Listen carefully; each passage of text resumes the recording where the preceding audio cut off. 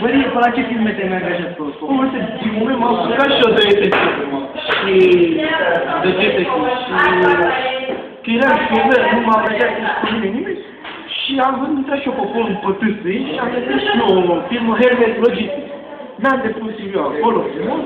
Și după vreo 2-3 ore m-a contactat un pici. Dar patronul de la Hermes Logistic. Da, l-am întrebat și dar ce zic? Și că, păi te informăm cu mare supărare că nu îndeplinești caracteristicile speciale pentru a fi șofer la Hermes Logistic. Trebuia să fi avut în spate vreo 3 ani de zile de jocuri cu tine. Ce ai jocuri? Deci, doamne, nu-i potrivit ce să mai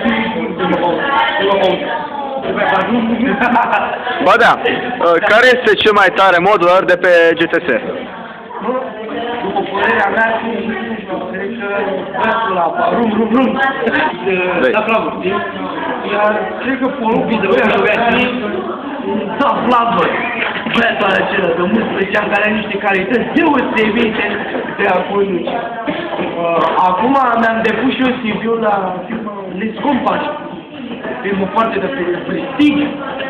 Am depus CV-ul și m-am contactat iarăși un pici. De vreo 11-12 ani, 2 pici, ziceau că patron sunt acționarii generali la firma aia și mă întreabă dacă pot să transport lapte praf pentru firmă. În jur de vreo 2 săptămâni am depus un CV la firma Textistan Import Export 2. Nu dovadă jos. M-au contactat peste 2 zile niște băieți șmecheri, îmi fac ei 500 de camioane dacă mă angajez la ei.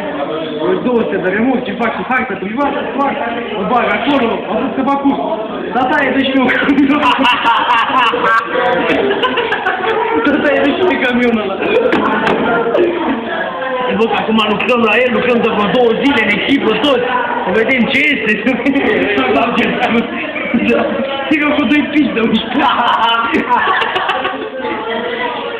Și apropo de treaba aia cu cel mai tare model după DTX, închide că rum.